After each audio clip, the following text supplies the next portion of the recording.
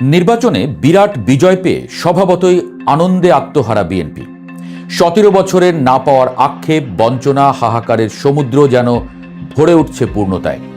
অতি দ্রুত কেউ কেউ নাকি আবেগ ধরে রাখতে পারছেন না।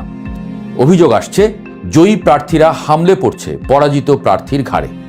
আসছে আগুনের খবর, লুটপাট, ভাঙচুর, এমনকি জান নেওয়ার খবরও। এরই মধ্যে জামায়াতের আমির নাহিদ সার্জিসরা বলে দিয়েছেন আবারও রাজপথে নামতে প্রস্তুত তারা। ইতিহাসের সবচেয়ে শান্তিপূর্ণ নির্বাচন অনুষ্ঠানের জন্য এরই মধ্যে ধন্যবাদ পেয়ে গেছেন প্রধান উপদেষ্টা। নির্বাচনের দিন মানুষের প্রাণ যায়নি, হয়নি বড় কোনো সংঘাত, অথচ মানুষ ভেবেছিল রীতিমতো কেয়ামত নেমে আসতে পারত এই নির্বাচনে। সব প্লট প্রস্তুতি ছিল, ধ্বংসের খবর প্রচারের জন্য সব ধরনের প্রস্তুতি রাখা ছিল গণমাধ্যমগুলোতেও। অথচ কি শান্তিপূর্ণ একটা দিন গেল, কিন্তু দিন কাটতে না কাটতেই আসতে থাকে অশান্তি, সংঘর্ষের খবর। জামায়াত অভিযোগ করল তাদের নেতাকর্মীদের উপর রীতিমতো হামলে পড়েছে বিএনপির নেতাকর্মীরা। শুধু তাই নয়, জামায়াতের আমির অভিযোগ করলেন নির্বাচনে কারচুপি, ঘষা মাজা হয়েছে।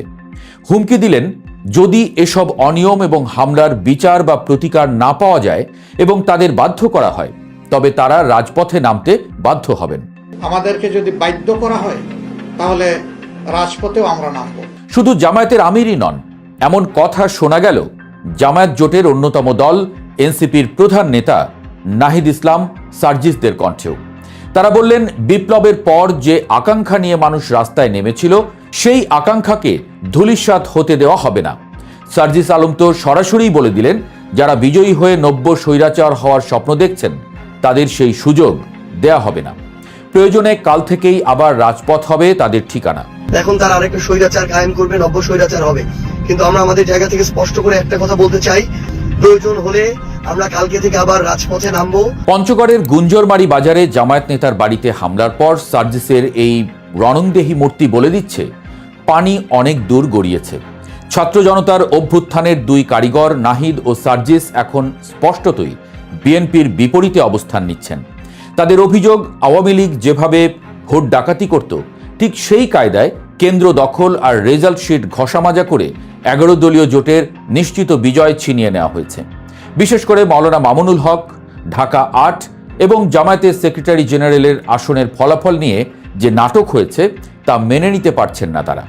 জামায়াতের আমির ডাক্তার শফিকুর রহমান এখন ডাবল স্ট্যান্ডার্ডের প্রশ্ন তুলছেন। তিনি সোজা সাপটা জানতে চেয়েছেন নাসির উদ্দিন পাটোয়ারির ক্ষেত্রে যে আইন, মাওলানা মামুনুল হকের ক্ষেত্রে সেই আইন কেন কাজ করল না? এক দেশে কি দুই আইন চলবে? নাসিরউদ্দিন পাটোয়ারির ওখানে যে কারণে অন্য একজন প্রার্থীর পক্ষে ব্যালট অ্যাকসেপ্ট করা হয়েছে, ঠিক একই কারণ বিদ্যমান থাকা সত্ত্বেও মাওলানা মামুনুল হক সাহেবের পক্ষে এটা অ্যাকসেপ্ট করা হয়নি। তো এক দেশে কি দুই আইন চলবে? ঢাকা 15 আসনে 20,000 ভোটে এগিয়ে থেকেও ফলাফল না পাওয়া কিংবা ঢাকা 17 আসনে রেজাল্ট শিটে ওভার রাইটিং করে 5,000 ভোট কমিয়ে দেওয়ার যে অভিযোগ জামায়াত তুলেছে, তা যদি সত্যি হয় তবে এই নির্বাচনের গ্রহণযোগ্যতা বড় ধরনের প্রশ্নের মুখে পড়বে। জামায়াতের দাবি অন্তত 10% ভোট কারচুপি করে তাদের বিজয় ঠেকানো হয়েছে। ঋণখেলাপিদের তথ্য গোপন করে নির্বাচনে অংশ নিতে দেওয়ার যে অভিযোগ তারা নির্বাচন কমিশনের দিকে ছুঁড়ে দিয়েছে, তার সুরাহা না হলে পরিস্থিতি নিয়ন্ত্রণের বাইরে চলে যেতে পারে। এই উত্তপ্ত পরিস্থিতির মধ্যেই দেশের বিভিন্ন প্রান্ত থেকে সংঘর্ষের খবর আসছে। গত 2 দিনে দেশের অন্তত 20 জেলায় বিএনপি জোট এবং জামায়াত জোটের কর্মীদের মধ্যে ব্যাপক সংঘর্ষ হয়েছে। কোথাও কোথাও নির্বাচনী ক্যাম্প ভাঙচুর করা হয়েছে, কোথাও আবার পরাজিত প্রার্থীর সমর্থকদের বাড়িঘরে অগ্নিসংযোগের ঘটনা ঘটেছে। এই যে বিজয় উৎসবের নামে প্রতিহিংসার আগুন জ্বলছে, এটি এখন বিএনপির জন্য কাল হয়ে দাঁড়াতে পারে। তারেক রহমান নির্বাচনে জিতে যে বার্তা দিচ্ছেন, তৃণমূলের কর্মীরা তার উল্টো পথে হাঁটছেন বলে মনে করছেন অনেকে। ওদিকে আবার কুমিল্লায় হাসনাত আবদুল্লাহর সমর্থকদের বিরুদ্ধে পরাজিত দলের উপর হামলার অভিযোগ উঠেছে। অর্থাৎ সেই আগের সংস্কৃতি, যে সংস্কৃতি বদলানোর জন্য এত রক্ত, এত পরিশ্রম। যা হোক, নির্বাচনের আগে যে সংহতির কথা বলা হয়েছিল, ভোটের ফলাফল আসার সাথে সাথেই তা যেন কর্পূরের মতো উড়ে যাচ্ছে। এসব যদি আটকানো না যায়, এই অস্থিতিশীলতা যদি দীর্ঘস্থায়ী হয়, তবে দেশের পরিণতি হবে ভয়াবহ। অর্থনৈতিক মন্দা আর রাজনৈতিক অস্থিরতার মাঝে নতুন করে রাজপথে সংঘাত শুরু হলে বিদেশি বিনিয়োগ আর আন্তর্জাতিক সমর্থন হারাবে বাংলাদেশ। সবচেয়ে বড় শঙ্কা তৈরি হয়েছে বিএনপির শপথ গ্রহণ নিয়ে। নির্বাচনের ফলাফল নিয়ে অভিযোগ, জামায়াতের রাজপথে নামার হুমকির মুখে বিএনপি কবে নাগাদ শপথ নিতে পারবে তা নিয়ে ধোঁয়াশা তৈরি হয়েছে। একদিকে জামায়াত এবং 11 দলীয় জোট ফলাফল বর্জনের হুমকি দিচ্ছে, অন্যদিকে নির্বাচন কমিশনে জমা পড়ছে শত শত অভিযোগ। এই আইনি এবং রাজনৈতিক লড়াই শেষ না হওয়া পর্যন্ত যদি শপথ ঝুলে থাকে তবে তা হবে বিএনপির জন্য এক বিরাট ধাক্কা। 17 বছর পর ক্ষমতায় যাওয়ার যে স্বপ্ন তারা দেখছে তা হাতের কাছে এসেও ফসকে যাওয়ার উপক্রম হতে পারে। যদি জামায়াত শেষ পর্যন্ত বড় আন্দোলনে নামে তবে অন্তর্বর্তী সরকারের পক্ষেও ক্ষমতা হস্তান্তর করা কঠিন হয়ে পড়বে। আর এই পুরো সংকটের সবচেয়ে বড় সুবিধাভোগী হতে পারে আওয়ামী লীগ। তারা এখন তককে তককে আছে। বিএনপি ও জামায়াতের এই গৃহদাহ আওয়ামী লীগের জন্য শাপে বর। তারা বিশ্ব দরবারে প্রচার করার সুযোগ পাবে যে তাদের ছাড়া এই দেশে গণতন্ত্র মানেই বিশৃঙ্খলা আর রক্তপাত। ভোটে কিছু অনিয়মের খবরে এরই মধ্যে মতামত জানিয়েছে আওয়ামী লীগ। শেখ হাসিনাও কথা বলেছেন এ বিষয়ে। আওয়ামী লীগ সরাসরি মাঠে নেই, কিন্তু তারা ঘরোয়া রাজনীতিতে আবারও প্রাসঙ্গিক হওয়ার জন্য এই সুযোগটিকেই বেছে নিতে পারে। যদি জামায়াত ও বিএনপি একে অপরকে রাজপথে প্রতিহত করতে শুরু করে তবে আওয়ামী লীগের জন্য মাঠ পরিষ্কার হয়ে যায়।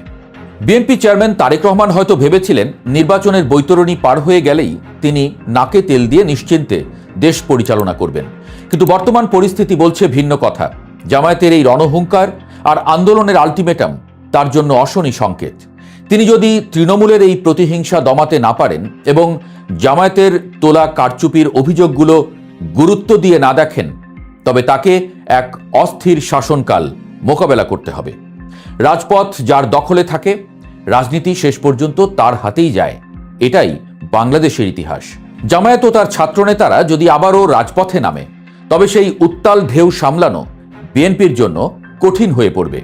যেখানে অতি শক্তিশালী আওয়ামী লীগও টিকে থাকতে পারেনি, সেগুলো ঠেকাতে যদি শক্তি প্রয়োগ করতে হয় তবে নব্য ফ্যাসিবাদের তকমা নিয়ে ক্ষমতা শুরু করাটা হবে দলটির জন্য আত্মঘাতী। তবে শেষ পর্যন্ত বল এখন নির্বাচন কমিশনের কোর্টে। জামায়াত ও 11 দলীয় জোট যে সুনির্দিষ্ট অভিযোগগুলো দিয়েছে তার সুরাহা কমিশন কিভাবে করে তার উপরই নির্ভর করছে আগামীর বাংলাদেশ। যদি কমিশন নিরপেক্ষভাবে কাজ করতে ব্যর্থ হয় এবং জামায়াত রাজপথে নেমে পড়ে তবে দেশ আবারও এক অনিশ্চিত গন্তব্যের দিকে যাত্রা করবে। শান্তি নাকি রাজপথের সংগ্রাম, বাংলাদেশ এখন সেই সন্ধিক্ষণে দাঁড়িয়ে আছে। তবে সব কালো ছায়া দূর করে আলোর পথে ফিরুক প্রিয় বাংলাদেশ, এটাই চাওয়া হোক সবার।